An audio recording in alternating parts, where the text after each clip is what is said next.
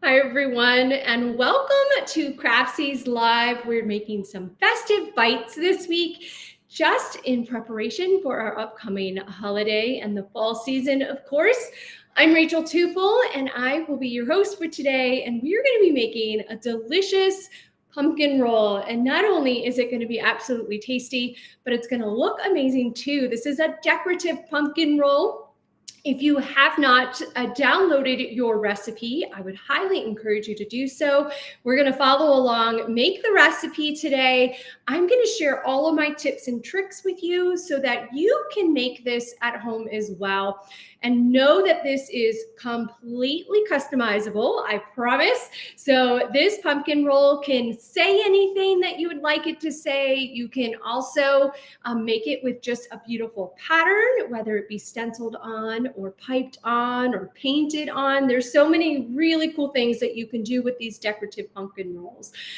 If you have missed some of our other holiday bites, our little festive bites that we've been making this week, we've had Robin make some pork chops. We had Colette make some delicious brie covered in a pastry dough. Both of those are just wonderful, wonderful treats for the holiday season.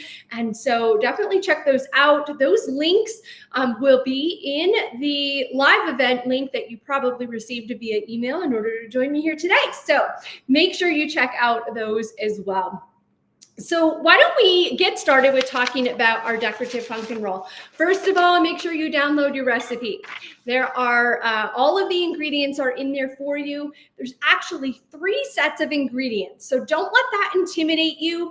The ingredients are actually things that you probably already have on hand around the holiday season.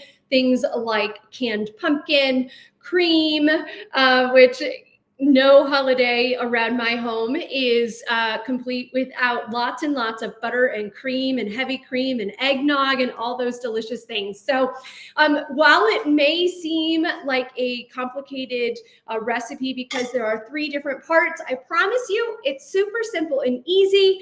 And literally you're going to make this adorable pumpkin roll. It says, hey, there's pumpkin on it. It is just absolutely adorable.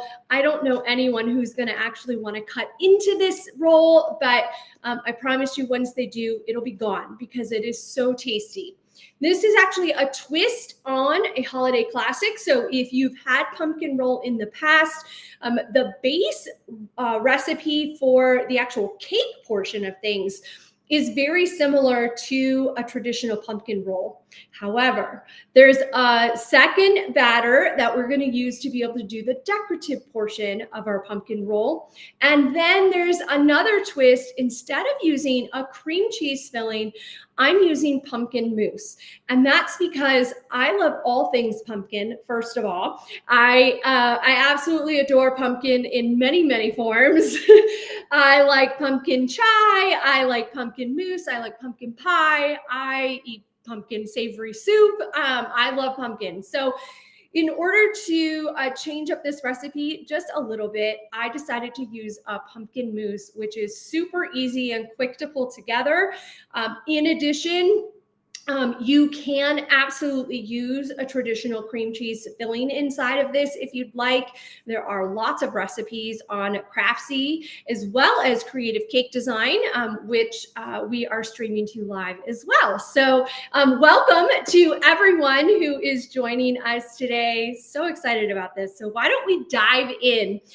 So first of all, decorative pumpkin roll. This is what it looks like. I want to show you on the overhead cam because it is just absolutely beautiful. It is full of color. You know, the traditional pumpkin rolls, well, they're brown on the inside. It's a spice cake. It's a pumpkin spice cake, basically, but they're brown on the inside. And to me, that's just dull and not fun. So I thought it would be super fun to create this outer cake that we'll use a different batter in order to create all of these beautiful colors and patterns. We've got pumpkins on here. We've got a saying on here.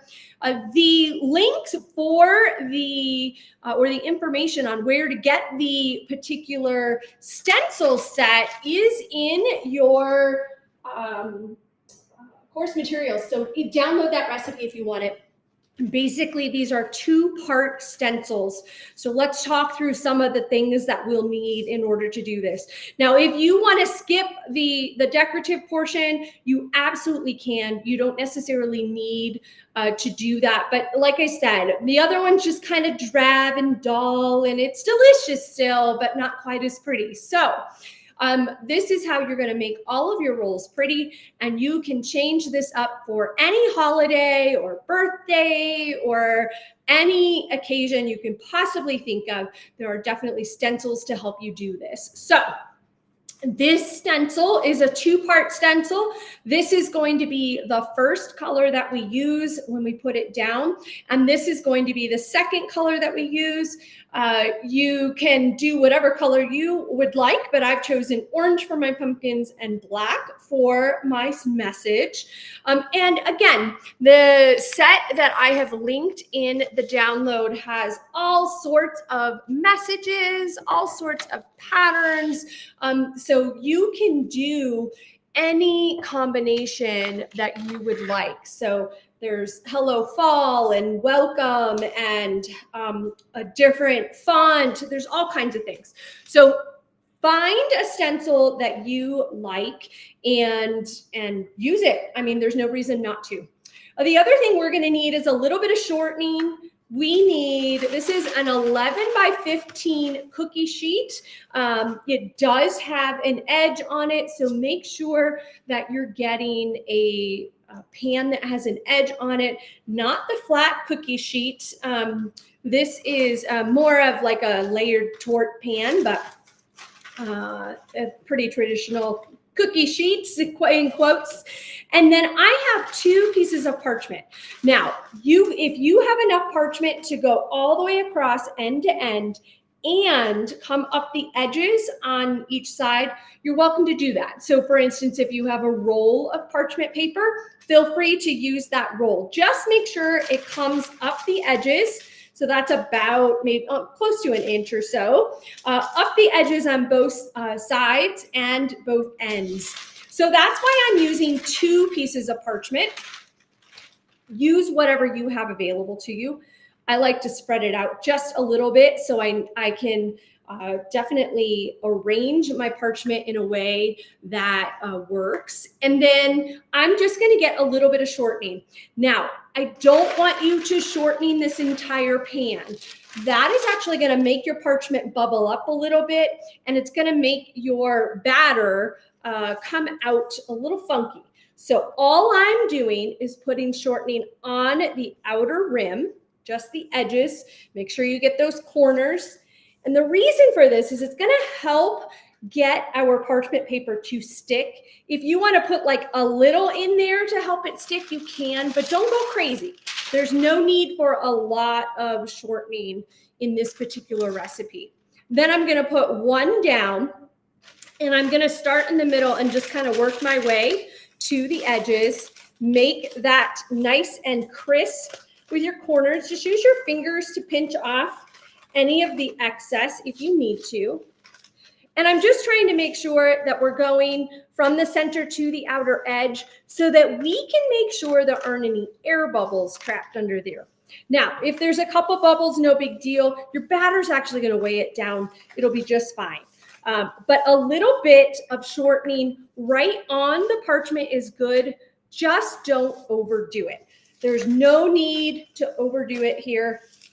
The batter will release nicely from the parchment. The shortening is just there for a little added protection. Because we have a beautiful design, we want to make sure that that design comes off of our parchment nice and crisp and clean, right?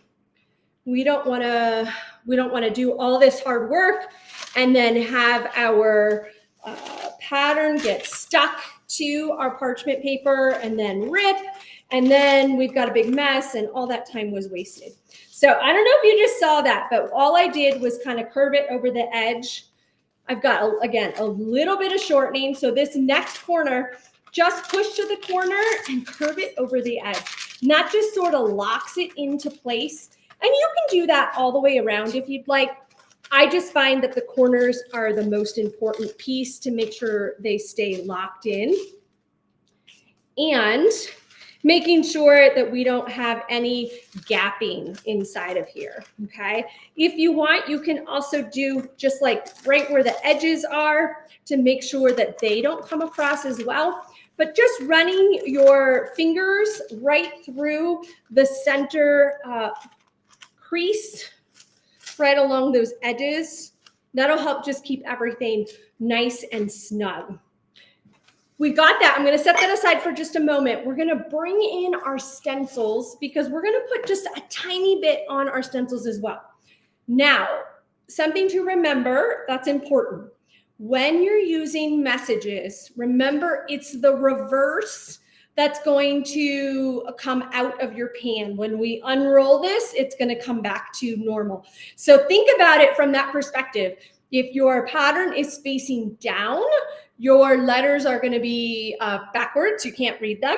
And then as you roll your baked cake, it's going to appear. So just kind of think of it from that perspective. So we're going to put a tiny bit, like I'm greasy, but I don't have big chunks, just enough so that when I place the stencil down onto the parchment, I am going to get it to stick to the parchment, but not lift when I put the batter down onto my stencil. So just keep that in mind. Shiny, but not clumpy, okay? Barely any shortening. And again, it's almost like a glue, okay? We don't want this to be so greasy that it's slipping and sliding. We don't want chunks of grease anywhere. Very, very thin layer. So my greased side is going to go down. You might notice that this was perfectly round, but I did trim my edge just a little to make sure that I fit inside of here. And this is basically, these edges are okay because this portion of the roll is going to get tucked in. This portion of the roll is going to be seen, and you'll see a little bit of this, but all of this is going to get rolled and this is going to be under. So don't stress that this is not a full pattern.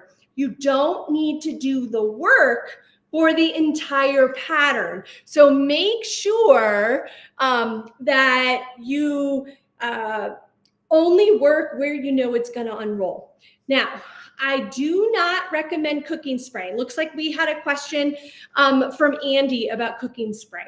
I don't use cooking spray. And the reason for that is it's too wet. It's too, even the flour that's inside of a lot of the cooking sprays like Baker's Joy, for instance, it leaves a grit and a texture. So this leaves a really nice smooth surface so that it releases your cake without any texture. So think about that. That's the whole reason I do the shortening only. You don't need flour and you don't want to use the cooking spray. It's way too wet.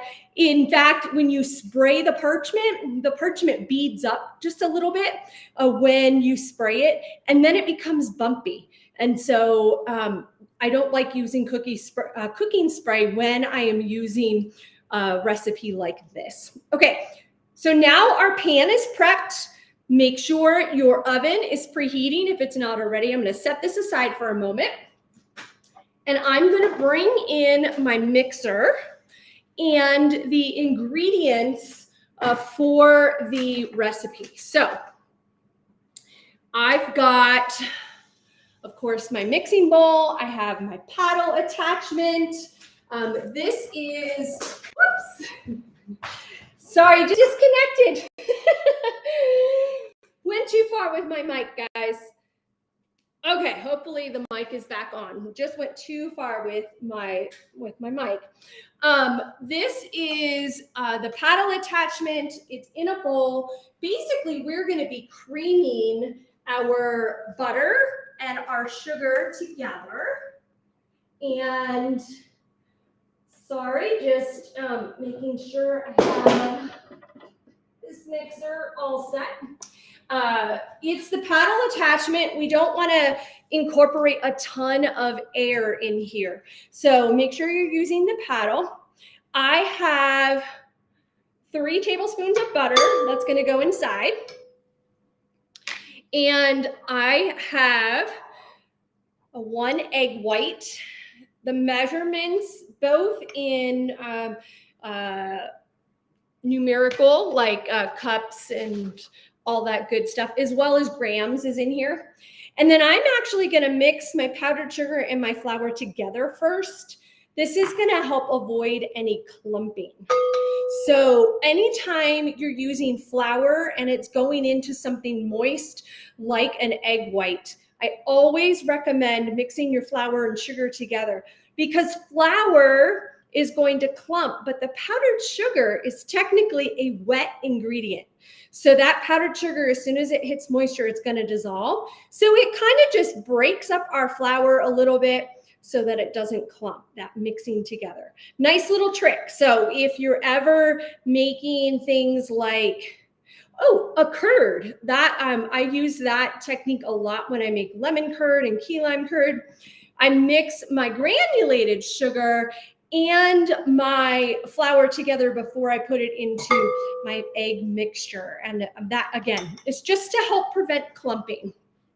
If you forget to do that, don't stress over it.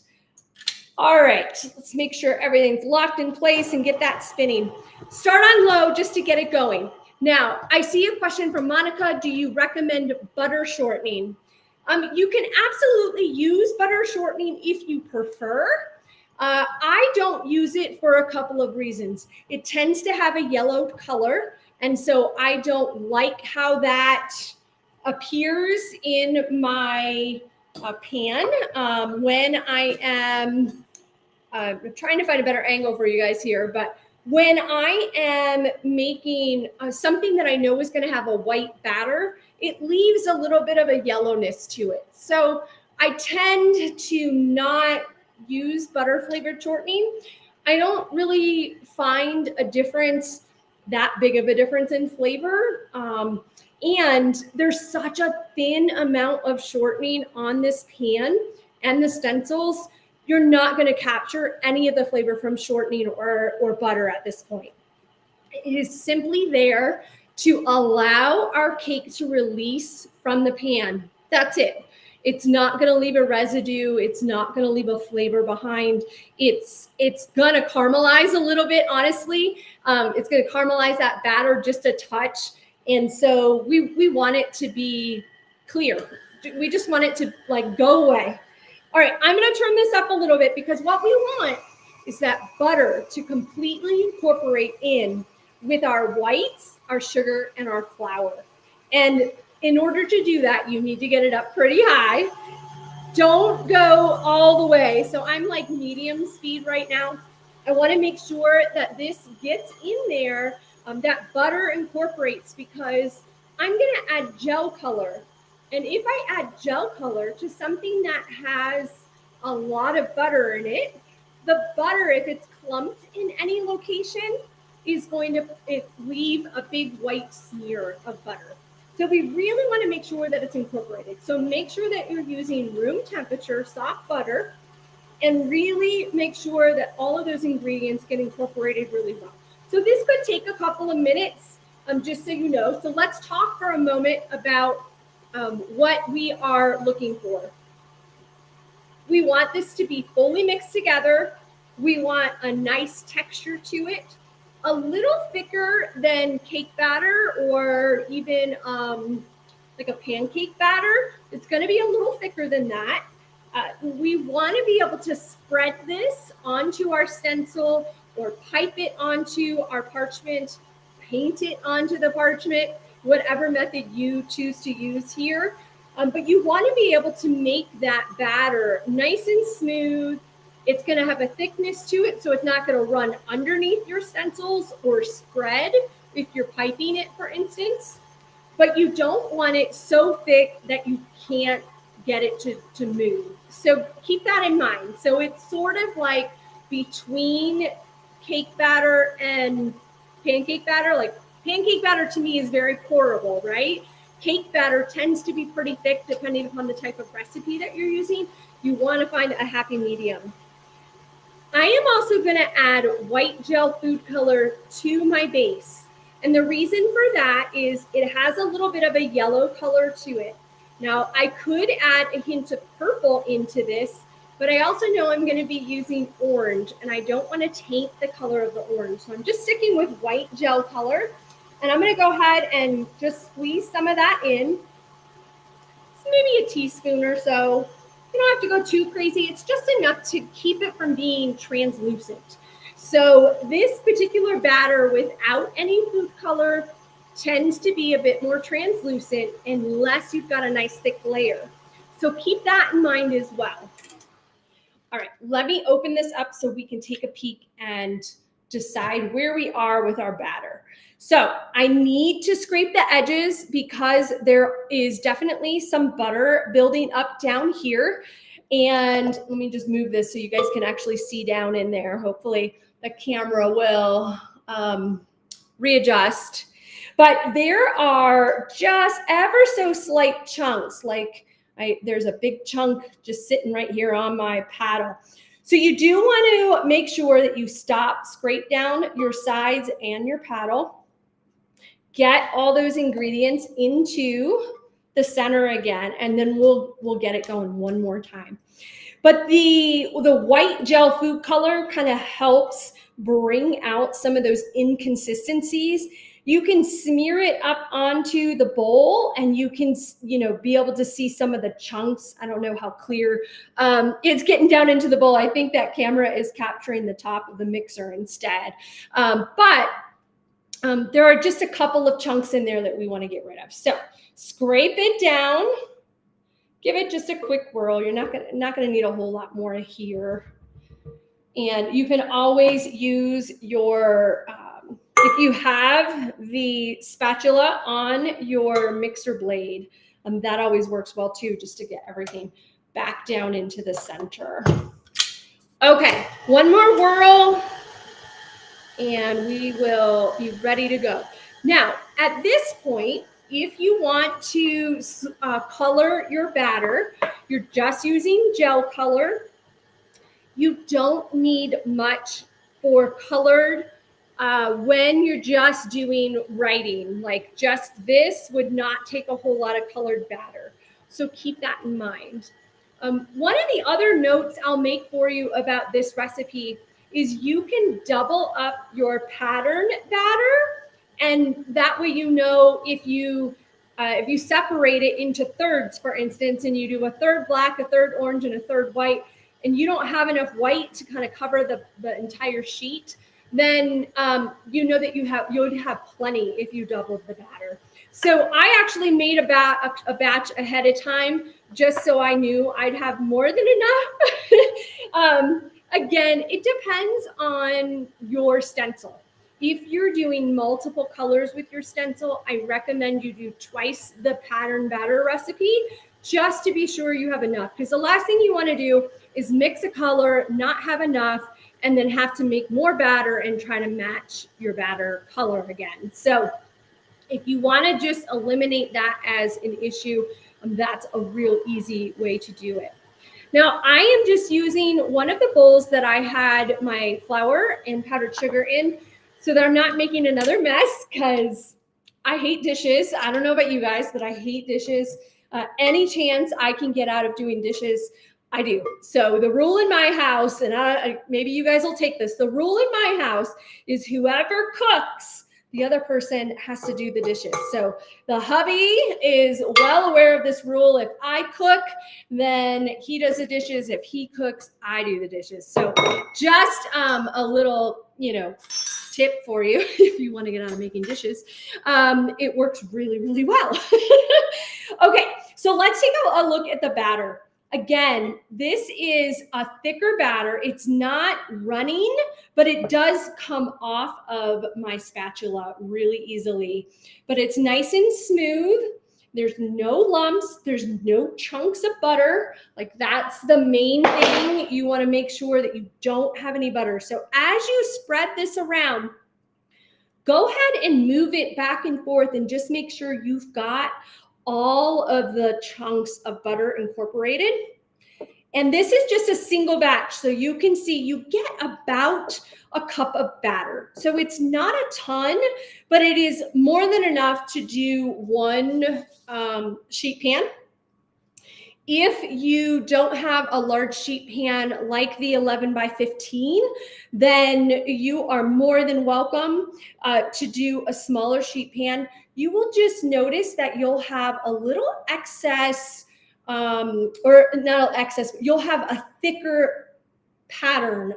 So that meaning if I, instead of doing a really large sheet pan like this, I've got really thin layers of the pumpkin cake, really thin layers of my decorative cake. But if I were to do a smaller version of this, which is completely feasible, you'll just have slightly thicker layers. And so, you know, it's a smaller piece, but you roll it up, it's just as beautiful. Just keep that in mind. So I'm gonna color this one orange. I have just a little bit of batter in here. Maybe 2 tablespoons worth. You'll see it's not a lot of batter, but it goes really far. So don't stress, you know, don't feel, I know that my pumpkins are pretty large in comparison to the pattern itself, but they're thin lines. So, you know, don't worry about not having enough of the orange or the black even. The black is even less. You can do a tablespoon of that. Again, you're going to have to make that judgment depending upon what stencil you choose to use. But for this Hello Pumpkin stencil with the pumpkin background, it's about 2 tablespoons of the orange batter and 1 tablespoon of the black batter. I am using the electric orange from Americolor so that I don't have to use a ton of color to get that real bright orange color. So just so you know, that is the electric orange. And then you have an option here. I recommend putting your batter into just a piping bag that has a no tip. You don't need a tip unless you're going to pipe your own message or do your own design. Then of course you would want to make sure that you put it into something. But this is the same batter. I just put it into a piping bag so that it was ready to go for me.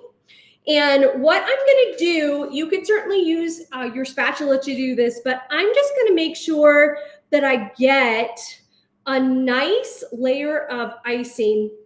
Well, I should say batter, sorry. I always forget this is batter. I feel like it's more like icing rather than batter. It's just got such a great consistency to it. And then you can take an offset spatula, you can take a palette knife, whatever you have available. If you don't have those available to you, you could always use just a bench. This is a bench scraper. I could use the edge of this. All you want to make sure that you're doing is going the same direction each time, making sure you're getting into those nooks. So I like to use my palette knife, but use whatever you have and make sure you only go in one direction. And you have a choice here too. You could go all the way to the edge with orange. If you wanted, you'll have like a white background here with orange pumpkins. You could do that. I'm just going to take it right to the edge of the stencil. I'm pushing my batter to the edge over the stencil, making sure I'm only moving one direction. And the one direction is to ensure that I'm not lifting the stencil and going up under it. So if I were to go back and forth, I have the potential to nudge my stencil, and that ends up then going underneath the stencil, and we don't want that. We want our stencil pattern to be nice and perfectly clean. So I'm just pushing a little bit of pressure, just trying to get it to the edge. You can always add more if you need to. Come at it at a different angle if you need to. Just like that. Now, if you go over the edge, you've got choices. You can just carry that pattern all the way through because it's going to get covered up anyway. Or you can simply clean that up once we're done. So I'm going to take a little bit because I needed just a little bit here, just to make sure I get those last pumpkins.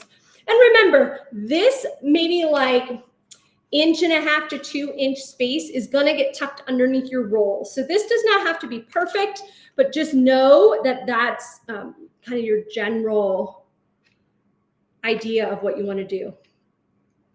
Okay, and then obviously same thing on the other side. Just moving the same direction. Pick a direction and go. Just don't go back and forth, back and forth.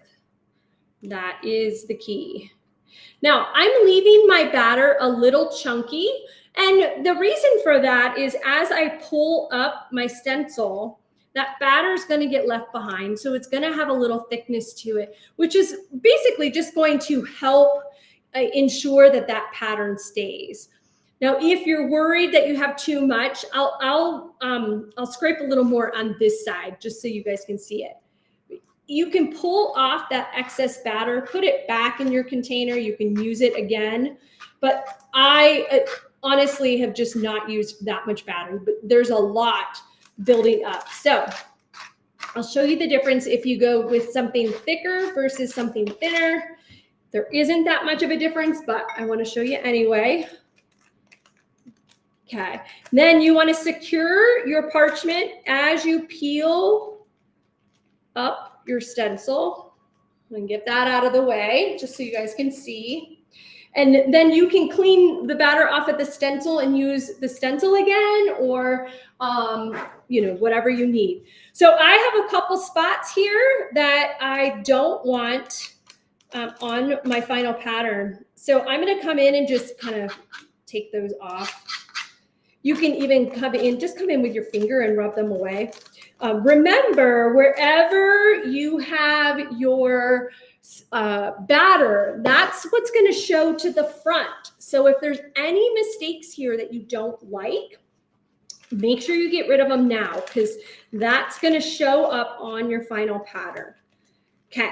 Remember, this is hidden, so don't spend time cleaning all of it. It's not worth it, I promise. You guys will see when we unveil the baked one, but this looks great.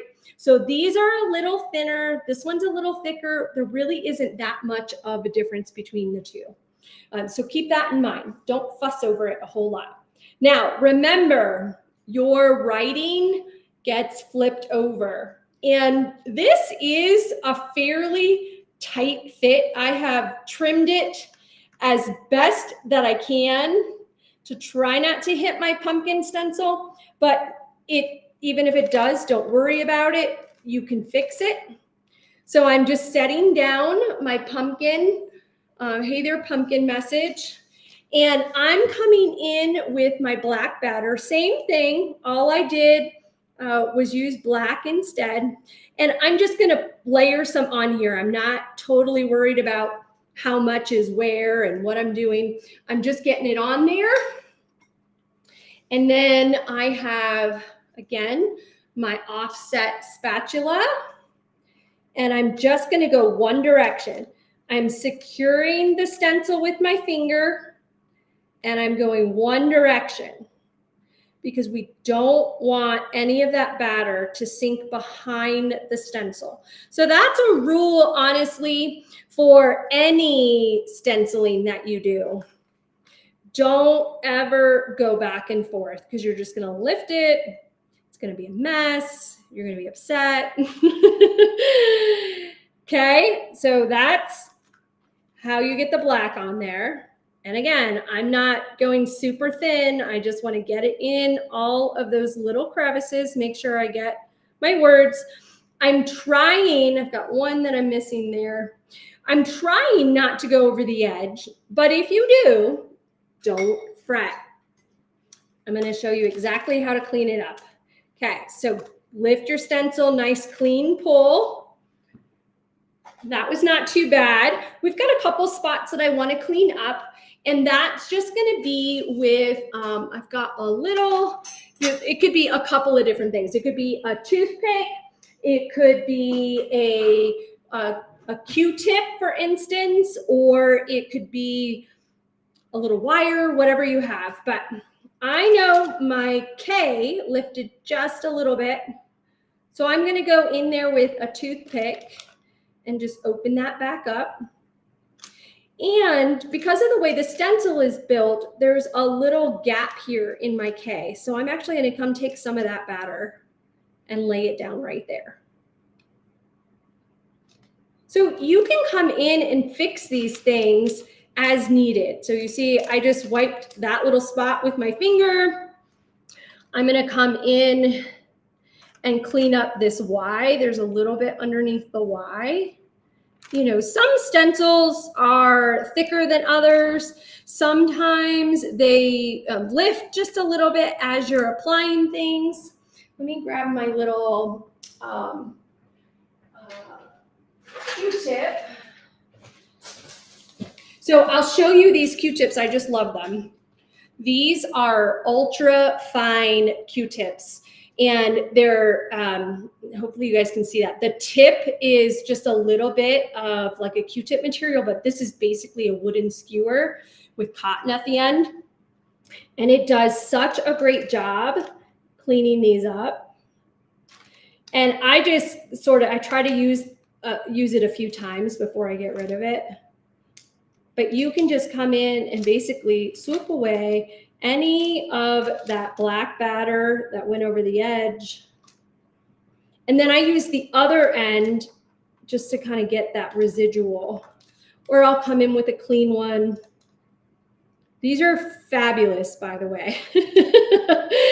I discovered these like a month ago and now I'm obsessed. So yeah, pick some up. You can get them. I bought mine online. You guys can probably guess where, but they're really inexpensive, but super handy for cake decorators, especially when you're doing fine work like this. And again, I'm using the back side of the Q-tip right now. It's just wood, just to get the bulk of it off, and then I'll come in and clean it up. So yeah, and then again, if you want to come in and clean up the pumpkin and put orange back in there, you can. It depends on how much time you want to spend on this, truly.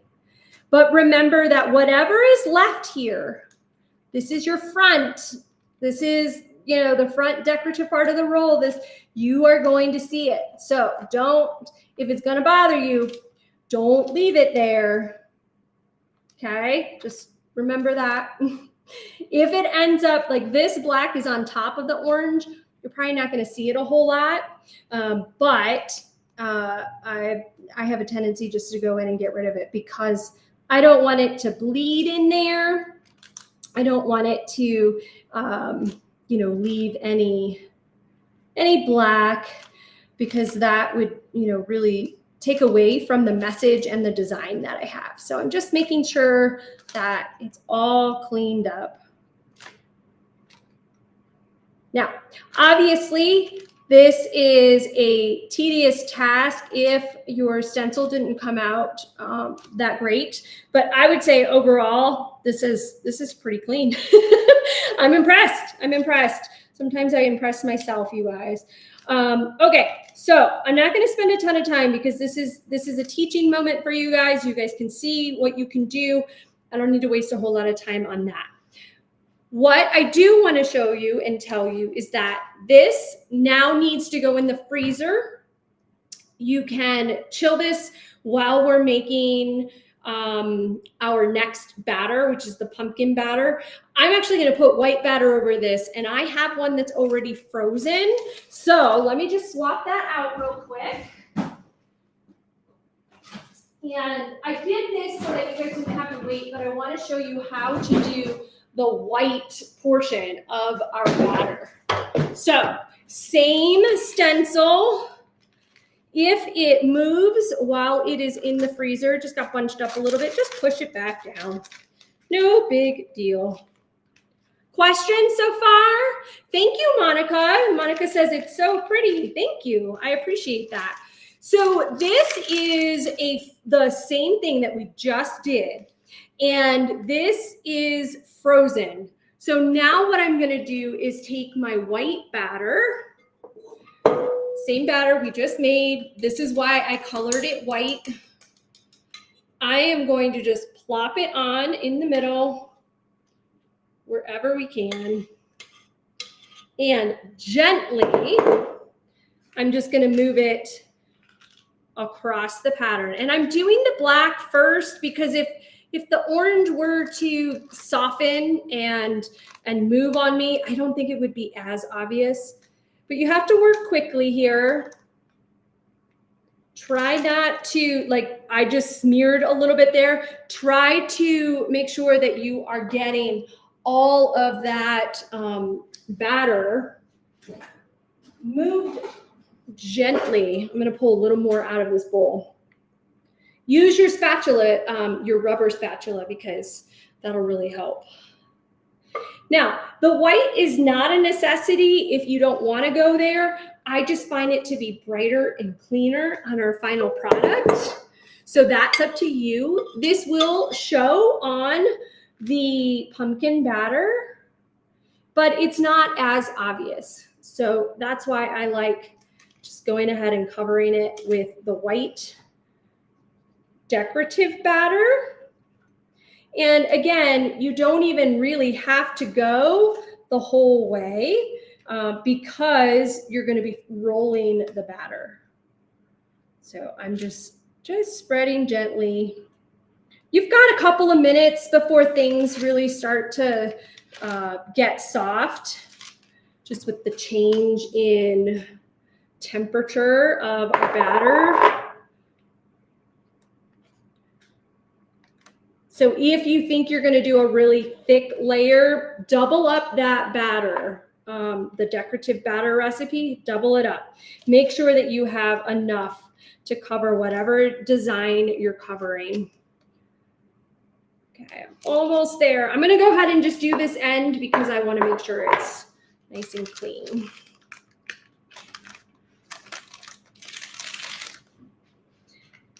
Almost there. What questions do you guys have? Do you have any so far? This is a super fun process. I find it to be very relaxing, actually. I know a lot of people would stress over this, but I don't. I try not to stress when I'm baking, especially around the holidays bring enough stress in and of itself, right? We don't need to be stressing over our baked goods too. So you can tell I'm not worried about these edges. Don't stress over that. Just let it go. Now, I'm going to set this aside. If you want to tuck it back in the fridge or the freezer, you definitely can. There's no rhyme or reason at this point, aside from making sure that this batter doesn't move. But the next batter that we're making is our pumpkin batter. I'm going to use the same bowl because, again, there's no reason to mess up one more bowl. And I'm going to bring my new ingredients in. So this is your second grouping called the pumpkin batter. And what's really nice about all of these recipes right now is that they are so easy because you're basically just whisking everything together. Nice and easy, super simple. Doesn't take a whole lot of baking knowledge, which is great. These are easy. You just put it together in a bowl and spin it and off you go. Okay, so for the pumpkin batter, in our same bowl, we're gonna whisk together, all right, there is a dry ingredient piece here. But what we're gonna do is put our wet ingredients into the big bowl, then we're gonna stir it all up, and then we're gonna put our dry ingredients into the bowl and stir it all up, and we're good to go, okay? So your flour, sugar, and spices, those are all, so flour, salt, baking soda, and spices. So this is our spices. We've got cinnamon and pumpkin spice. I highly recommend using really good spices here. If you can use organic, the flavor is so much better. It's more potent. It just has a better flavor.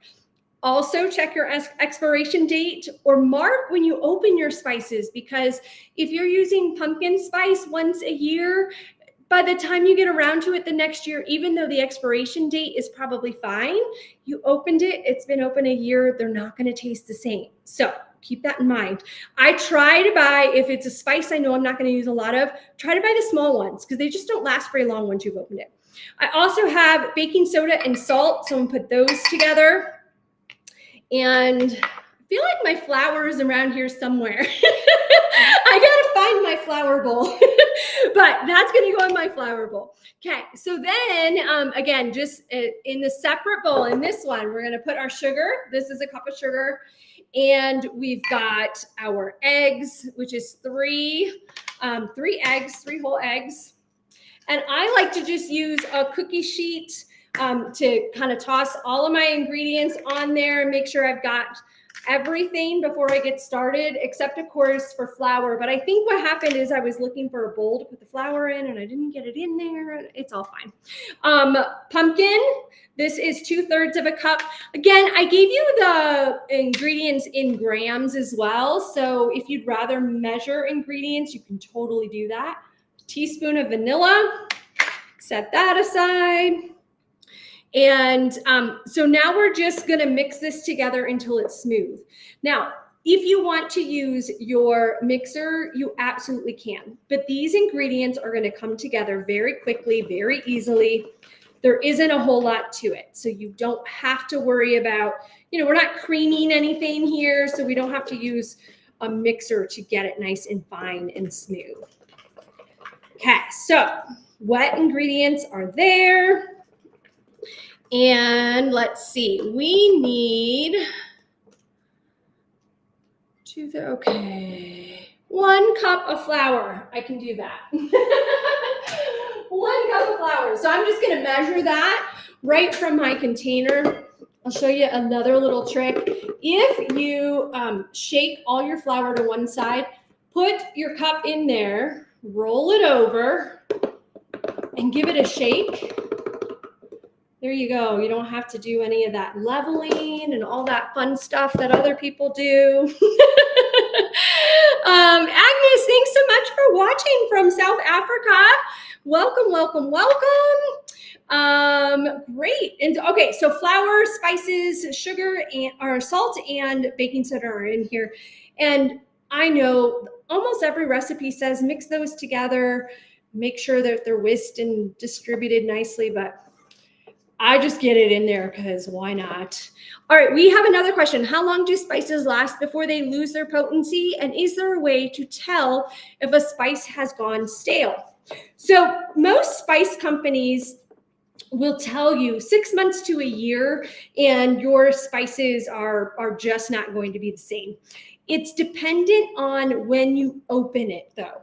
So one of the things that I recommend everybody do is keep a marker in your kitchen drawer. I have one in my baking drawer. It's literally just a Sharpie, but every time I open a jar of spices, or anything really that's gonna get saved, for instance, I just toss that, I use that marker, put a date on there, and then 6 months to a year later, I go through my cabinet and I toss out anything that's past the date.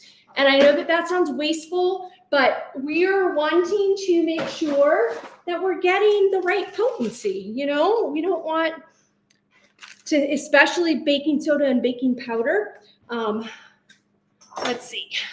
All the spices are a little different. So this is the Saigon cinnamon that I just love.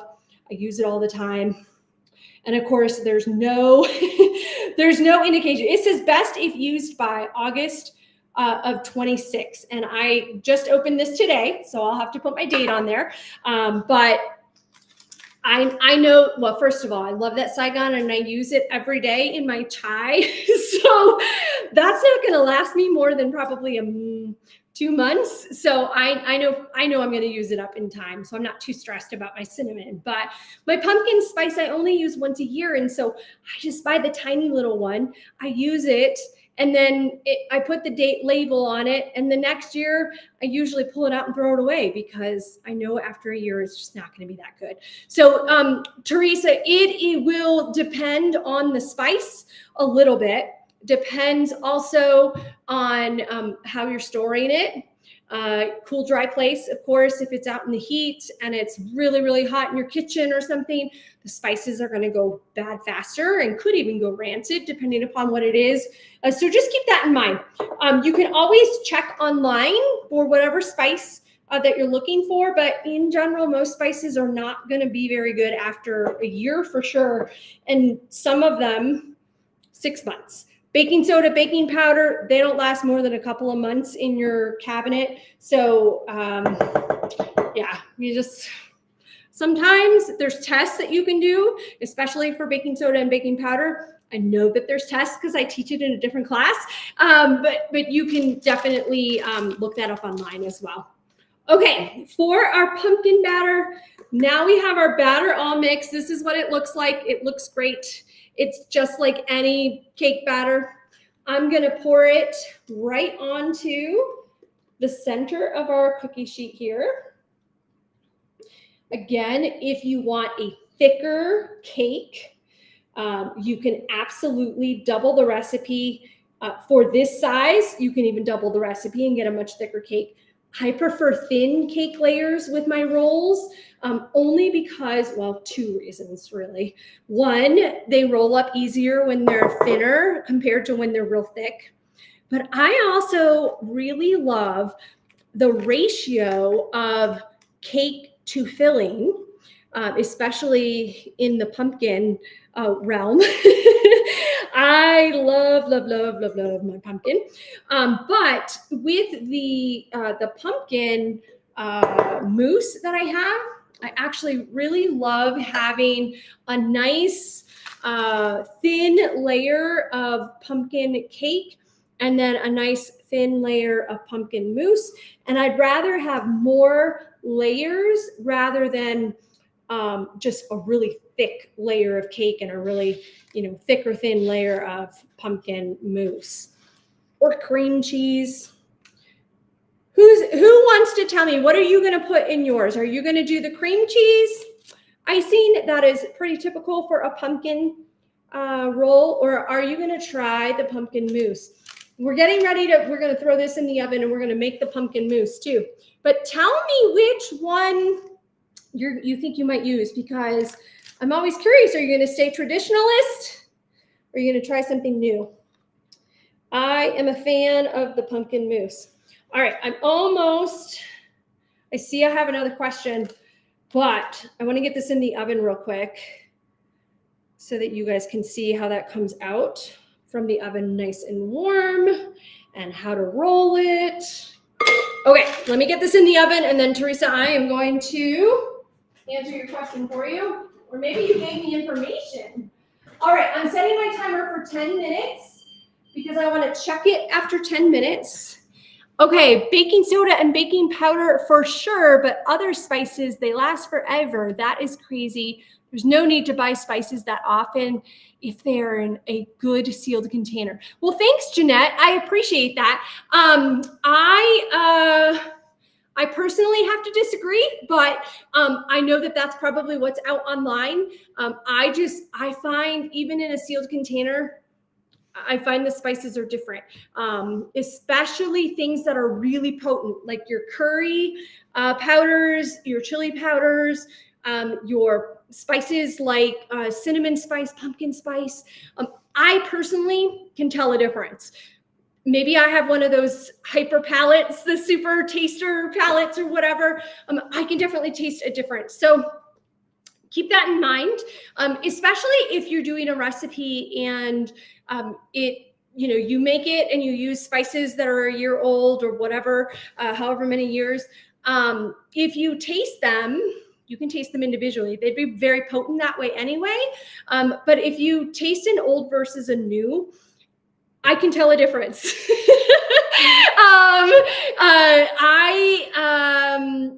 I don't know.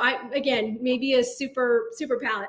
And we've got a question from Olivia. Olivia, this is the Saigon cinnamon.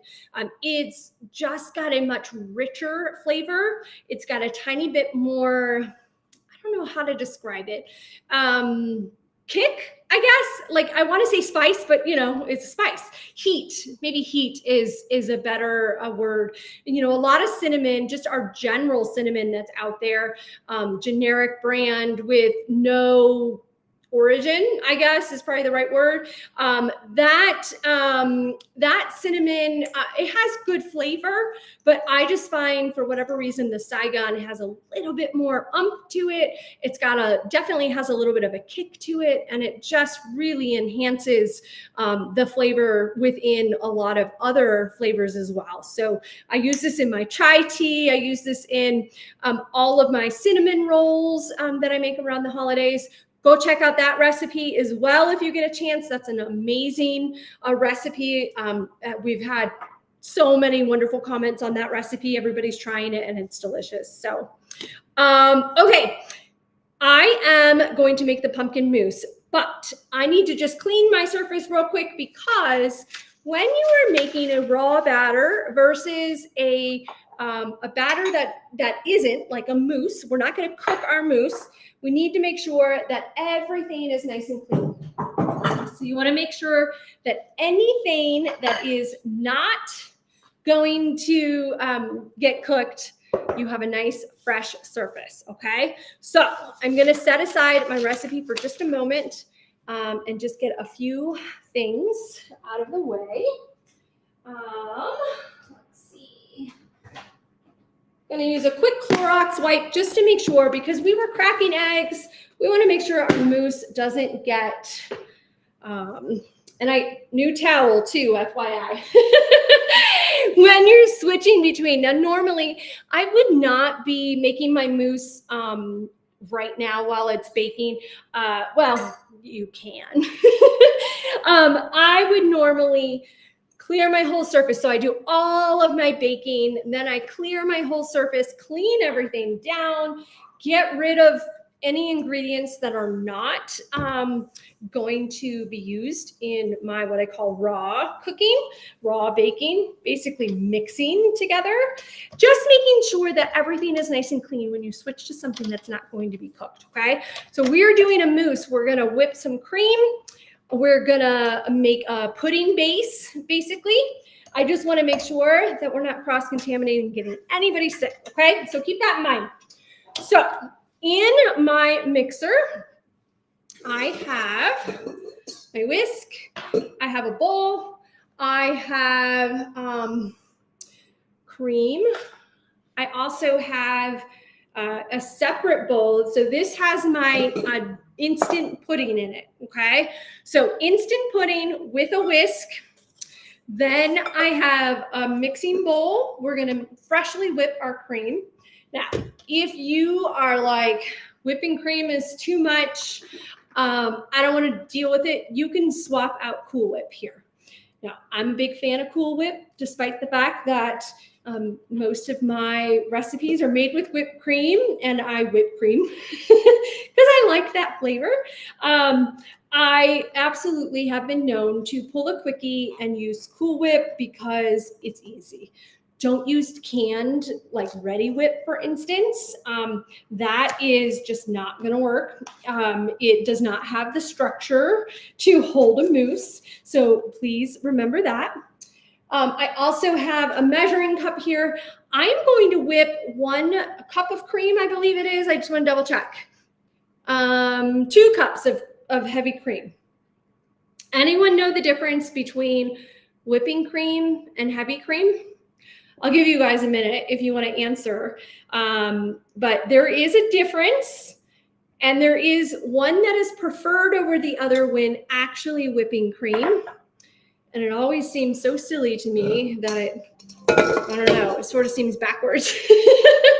Okay, so I'm putting my whisk on, but I'm not gonna attach to the little knob that's in there because I want it to sit on the bottom. Lock in place and off we go. So I have my my pudding, instant pudding here. This is 3.4 ounces. And then I always get the bigger containers because I use a lot of pudding in my whipped cream for stabilizing reasons. So into the 2 cups of cream, actually going to put 2 tablespoons of instant pudding. I think my recipe might even say 1, and that's fine too. That works. I am at altitude, and so at altitude, we need a slightly more stabilization because of the way that I'm at altitude and things collapse. So like egg whites, for instance, you whip them too much, they go up really high, they have a weak structure, and they just deflate on you. And with a cream, it's sort of similar. It's a similar concept. Like you have this bubble, these bubbles keep getting bigger. And if you don't have enough structure to hold the bubble open, it just deflates and falls apart. So that's why things like baking angel food cake or souffles or meringues here in Denver at altitude is a little bit more challenging. So I have a tendency to just add a bit more stabilization. And in this case, for my whipped cream, I'm stabilizing it with instant pudding. Easiest thing to stabilize with it. You don't have to cook any gelatin or do anything silly. It's already there. It's already ready for you. Okay, so there's that. That's whipping. It's going. In this container, we're going to put 2 cups of milk. Do I have that right? Oh, 3/4. I'm not paying attention to my recipe. So 3/4 cup of milk. Off we go, right into the Jell-O. Give it a good whisk as you're pouring it in. Okay. Oh, Andy's saying, explain why you did not fully attach your whisk. Okay. Whisk, you want your whisk to be sitting on the bottom of your bowl. If your whisk is up in the air, attached to that little knob, there's a gap. And if you've adjusted your mixer properly, there should be like a gap the width of a penny down there. But not everybody does that. And so I just leave mine, I actually do that, but I just leave mine unhooked from that so it rests on the bottom of my bowl and it captures all of the ingredients at the base of the bowl. So it's actually a really easy trick, I guess, to make that work. Easy peasy. Okay, Monica says half and half ? That's a totally different product compared to heavy cream or whipping cream. And Monica is also saying heavy cream is thicker than whipping cream. And what I'm going to tell you is that the main difference between the two is that there's a different fat content. They both have to have, 36% fat, okay? So this is heavy whipping cream. It combines both names in one product, heavy whipping cream or whipping cream or heavy cream. All 3 of those are just about the same product. You can absolutely use any one of them for whipping cream, but heavy cream is the best for whipping cream because it has more fat in it. It is heavier, it's thicker, and so it holds those air bubbles in there, whips that cream, keeps those peaks nice. So well done, Monica. You said heavy cream is thicker, and that's correct. And it's mostly because of a higher fat content. Okay, my Jell-O instant pudding is mixed in. I hear my timer going off for our cake, so that's good. My whipped cream is now whipped to a stiff peak.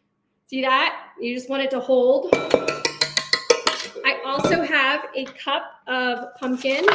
And I do see we're going over an hour. Sorry, guys. I just have so much information to share with you, apparently.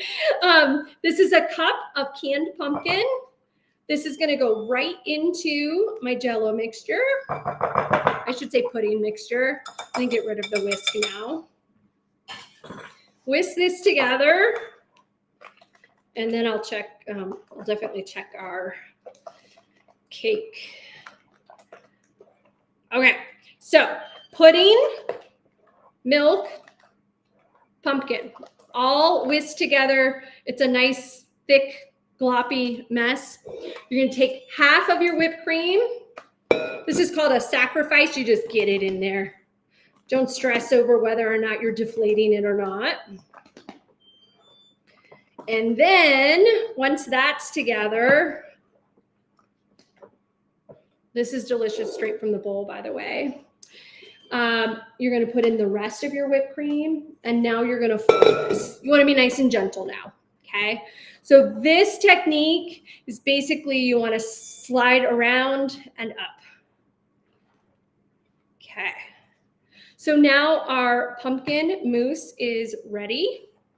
That's all you have to do. Get it incorporated. Just fold it on top of itself. It's basically the same color throughout. What you were looking for, you don't want any of that just straight up whipped cream. You want to make sure that it's folded nice and deliciously together. Okay, perfect. Gonna set that aside and look at the cake.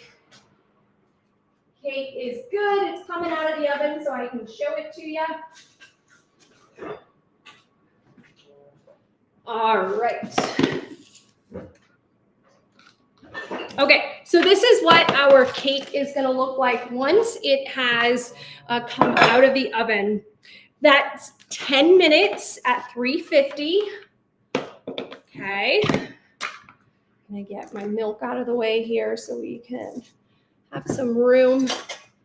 This is one of those recipes that has a lot of ingredients because there's 3 separate different batters. But look, you want it to spring back. Okay, so I'm touching it. It's not leaving an imprint. It's springing right back. You can, with your paper is actually not very hot at all. So what I'm going to do is turn this. You're going to pull this out and you're going to put it on a cooling rack. Okay, just like that. Let me get rid of this guy.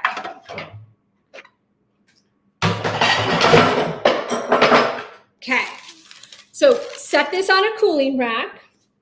You want to get a flour, they're called flour towels. So they are super thin. If you need, if you're a little worried, you could always put powdered sugar on this, but I don't usually stress over that a whole lot. So that's going to be one side. I'm going to use my parchment and my towel and flip it over. And then I'm going to peel this back and show you what this looks like. Because this is the fun part, in my opinion. You get to see your pattern. So maybe a tiny bit of shortening would have been good. Tiny bit more. I didn't do a whole lot in the middle. But look how pretty that is. So that is the pattern that we have here. And so I know when I roll this up, so I'm going to use a second one. I'm going to roll this up for a moment so that it can get nice and cool. It's doubled over, FYI. So I'm gonna just use my hands underneath.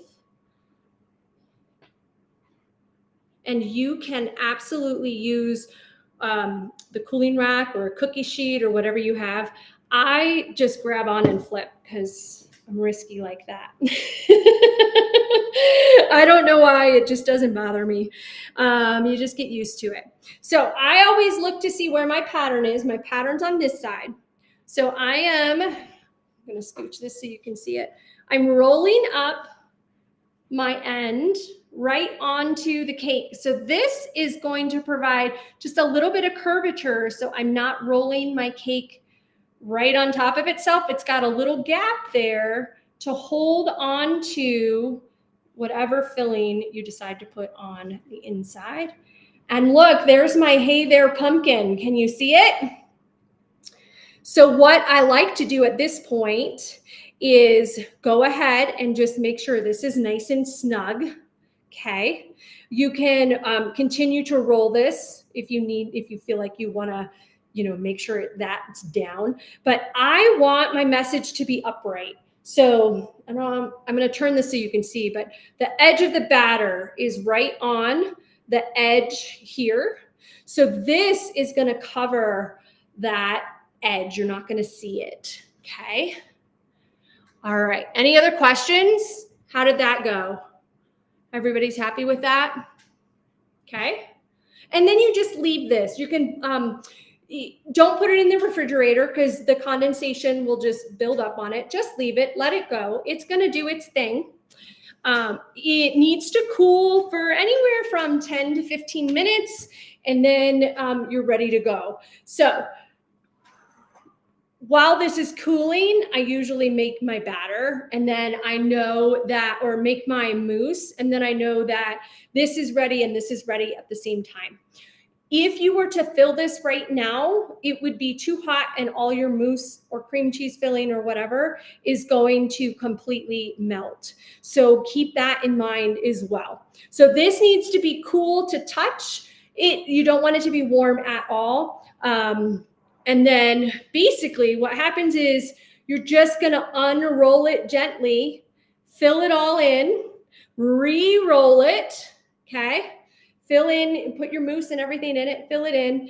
And as you guys know, it comes out just like this. So super easy to unroll. Once this is cool, you just unroll it with the towel, fill in your mousse all over and re-roll it. So that's it, nice and easy. Obviously you can cut this up and make all of your different slices. I usually go about 3/4 of an inch to an inch wide, just so there's a significant amount of cake there for people to enjoy. And you end up with beautiful slices, everything just looking delicious, tasting delicious, and it's great. Sherry is asking, how many servings does this recipe make? I don't believe it's mentioned, and you're correct, because it really just depends on how many slices or how thick your slices are. So you could easily, so this is an 11 by 15, you can easily get 11 slices because 1 inch across would give you 11. But you could also go smaller than that and you would get more. I usually do about 3/4 of an inch. I can get about 16 nice slices out of this. It's a big slice, as you can see. It's not a tiny slice. It's a fairly large slice. It's significant. But if this is the only dessert that you're making, then feel free to give a hearty slice, especially if it's got the mousse in there. It's nice and light. It's not overwhelming. It's not too sweet. If you are serving multiple desserts, feel free to go thinner, but don't go too thin. If you go less than, that 3/4 inch mark, it starts to fall apart. It doesn't have the structure to kind of hold itself together. So just be sure that when you're cutting your pumpkin roll, you're keeping that in mind. Sometimes I will just trim the ends a little bit as well to make sure that they're not uneven and that one slice doesn't look terrible. Like this one is nice and smooth. Oh, I'll show it to you this way because you're going to see it better anyway. But this edge is nice and smooth because I just trimmed it just a little bit. It's just a prettier presentation. And those ends are for you to nibble on. So hopefully you guys have enjoyed this tutorial today. Lots of information in here. So if you get into your recipe and you're not quite sure what you're doing, feel free to come back and rewatch this video as well. See if there's any extra information or tidbits you can pick up during the process. Again, super, super easy recipe. It just takes a little bit of time, as you can see. Let's see. Hopefully you'll go back and watch some of our other special holiday festive bites section and just see what else is out there. I know we've got some pork chops and some delicious brie dessert brie recipes as well. Everything is absolutely fantastic. I mean, if you are a Craftsy Premier or Premium or a Gold, feel free to stick around. I'm going to be going live in looks like about 15 minutes, and I'm making an adorable hedgehog out of some cookie dough, edible cookie dough. So stick around. We've got one more live tutorial coming up for you for the festive season. We'll talk to all of you very soon.